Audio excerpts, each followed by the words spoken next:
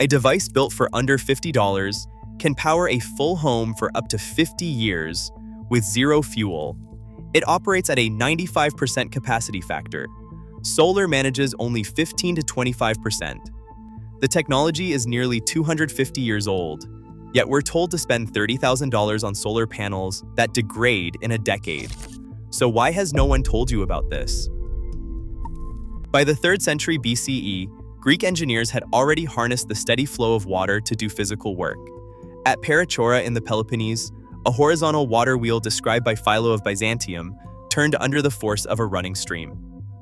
This early machine, captured in treatises like Pneumatica and Parasuastica, used the simple physics of falling water, head, and flow to drive millstones and automate tasks that once demanded human labor. The Greeks understood how to convert the height and speed of water into continuous rotary motion, setting up a principle that would echo through centuries of mechanical design. Roman engineers took these ideas further. In the 2nd century CE, near the city of Arles in southern Gaul, they built the Barbegal mill complex, a hillside cascade of 16 overshot wheels, each powered by water dropping 3 to 4 meters. Archaeological studies estimate the site delivered up to 150 kilowatts of mechanical power, enough to grind flour for as many as 27,000 people each day. The flow rates through Barbegal's channels reached hundreds of liters per second, and carbonate deposits on the masonry confirmed the system ran at high efficiency for decades. Unlike the intermittent output of wind or sun, the Barbegal mills ran whenever the aqueducts flowed, offering a glimpse of what it means to achieve a near-continuous capacity factor centuries before the term existed. These ancient installations reveal that the physics behind modern Pico Hydro, head, flow, and continuous generation are anything but new. The scale and reliability achieved at Barbegal and Perachora prove that water power, when engineered with care, can deliver steady energy for entire communities. The next leap would come not from bigger wheels, but from a breakthrough in efficiency that would reshape what small-scale water power could do. Lester Allen Pelton spent the 1870s in the Sierra Nevada, surrounded by the roar of water flumes and the clatter of gold mine machinery. One day, a slipped key on a water wheel shaft forced a jet of water to strike the edge of the bucket, not the center. Instead of splashing wastefully, the jet curled back on itself, reversing direction and transferring nearly all its energy to the wheel. Pelton realized this accidental misalignment could be engineered on purpose. He began shaping buckets with a split down the middle, each half curved to catch and redirect the force of the water jet. This design became the Pelton impulse wheel. In 1880, Pelton secured a patent for his split bucket turbine. Laboratory and field tests soon showed hydraulic efficiency above 90%, a leap over the 60 to 75% typical of the best overshot wheels. The impulse principle, using a high-speed jet to strike the bucket at just the right angle, meant almost no energy was lost to back pressure or splashing. Mining companies in California and Nevada adopted the new wheel quickly, powering stamp mills and pumps at sites where head was high but flow was limited. The Pelton breakthrough did not just improve mining. At Craigside in Northumberland, England, Sir William Armstrong lit his estate with hydroelectricity in 1880, using water-driven turbines to power Joseph Swan's incandescent lamps. Craigside became the first private home illuminated by electricity from falling water, proving that small-scale hydro could deliver reliable domestic power long before the grid. The combination of high efficiency, simple mechanics, and continuous output set the blueprint for modern Pico Hydro, even as the world's attention shifted to larger, centralized systems. The power of a creek can be predicted with a handful of numbers and one simple rule. Every foot of vertical drop, what engineers call head, adds about 0.433 pounds per square inch of pressure to the water.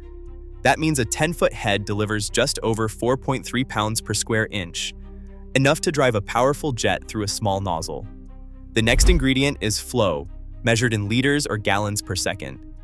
Together, head and flow set the stage for the entire system, from intake to generator. The calculation for available power is straightforward. P equals water density times gravity times flow times head times efficiency.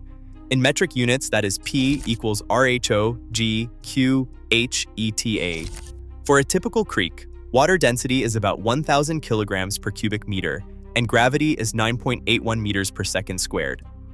If a site has a 5-meter head and a flow of 0.02 cubic meters per second, with 70% efficiency, the output comes out to roughly 700 watts, enough for basic household needs. Translating numbers into hardware, the system begins with an intake that screens debris, followed by a 4-bay tank to settle out sand. Water then travels down a penstock, a pressurized pipe sized to minimize friction losses, before reaching the turbine. The turbine, often a Pelton or turgo wheel for high head, converts water's energy into rotation. A permanent magnet alternator turns that motion into electricity. Each step, from pressure at the intake to voltage at the generator, is governed by the same physics first harnessed by ancient engineers. The next challenge is keeping the system stable as household demand changes, without risking a dangerous surge in pressure. A creek-powered turbine delivers steady electricity as long as water flows, but that reliability depends on more than just good mechanics. The heart of a modern Pico Hydro system is the electronic load controller, or ELC. Unlike solar panels, which must store extra energy in batteries to bridge nighttime or cloudy hours, a properly managed hydro turbine can run at nearly full output around the clock, often achieving a capacity factor above 95%. The ELC makes this possible by constantly matching the turbine's output to the home's changing demand. When lights or appliances are switched off, the ELC instantly redirects the unused power to a secondary load, often a water heater or resistive element. This keeps the generator spinning at a safe, steady speed and prevents sudden surges in water pressure, known as water hammer, that could damage the penstock or turbine. In practice, this means a 1 kilowatt hydro system can deliver about 24 kilowatt hours every day, rain or shine, with no need for large battery banks. For comparison, a typical solar array in the same location would need to be oversized by a factor of 4 or more, and would still require batteries to match that output through the night. The ELC's fast response, switching loads in milliseconds, lets even a simple, low-cost creek turbine operate continuously and safely, turning every drop of falling water into usable power. Subscribe for more evidence-based investigations into overlooked energy solutions. In Nepal's hill country, a 4-kilowatt Pelton turbine powers more than 100 homes year-round, drawing on an 80-meter drop and a steady 9 liters per second of flow. Local operators track output and maintenance in handwritten logs, showing quarterly inspections and only minor runner wear after 3 years. In Indonesia, village engineers tackled abrasive sediment by adding a 15-centimeter deep 4-bay tank and a Kawanda intake screen. The result? A 12% drop in turbine wear and uninterrupted service through the rainy season. In Kenya, a Pico Hydro plant supplies a rural enterprise collective with reliable electricity for refrigeration and machinery, cutting downtime and enabling new businesses to open. The system's availability, measured over 2 years, stays above 95% and requires no batteries. On the outskirts of Melbourne, Australia, a do-it-yourself axial turbine built from recycled pipe and a permanent magnet alternator delivers 120 watts non-stop from a suburban creek. The builder logs a 96% uptime over a month of testing, with daily output matching 10 times what a solar panel of the same rating provides in winter.